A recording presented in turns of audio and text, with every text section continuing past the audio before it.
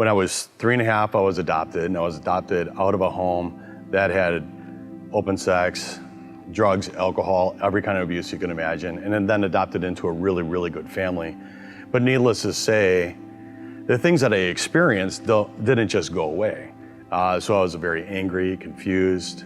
Though my parents took me to church, I really didn't have a relationship with God. I knew of God, and I believed, but all it really did was create confusion. Well, if God is love, then how come I feel like this? If God is love, then how come I'm acting like this? And if God is love, then how come these things happen to me?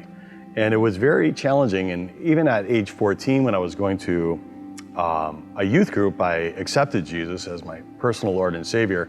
And all it did was add to the confusion in a lot of ways. Like I believed, and even more so, but it still made it very challenging because I want to be what the Word says I should be. I want to have my fires in a fireplace, and I can't.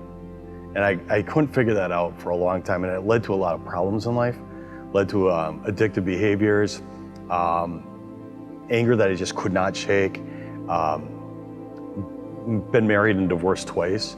And in my, especially my second divorce, which I didn't know that one was coming, was very, very difficult, dark.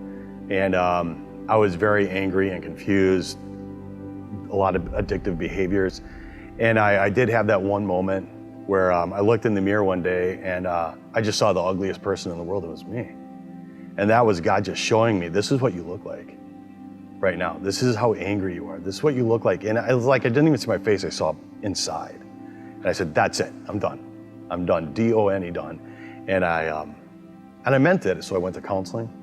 I started reading the book. I watched like every inspirational video you could find on YouTube. And I started going back to church. A friend of mine kind of coaxed me into going back to church. And slowly but surely, just started putting my life back together. And like one of the things I learned is that inexplicably, God can put you together at the same time you're falling apart.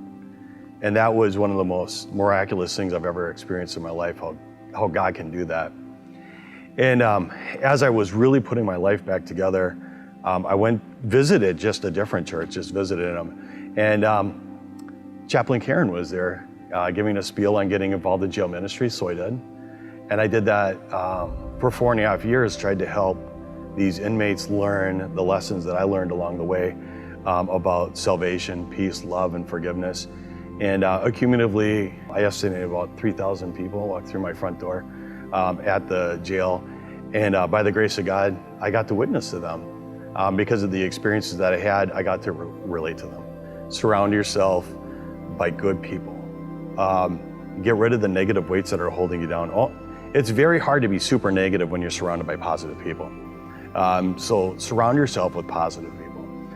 Let people know that you're working on it. Find your inspiration wherever you can. God will use whatever tools are available to Him to help you get and stay on the right track. And being as He's God, all tools are available to Him. So find it where you can.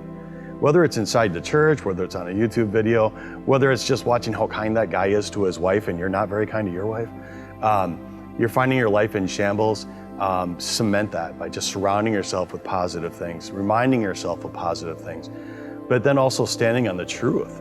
Get yourself some biblical truths written down, print them out, and remind yourself of them constantly. You are a reborn son or daughter of a king. No matter what your life looks like now, that's what you are. And even if you don't always feel like it or believe it, it doesn't change what you are. That's what you are.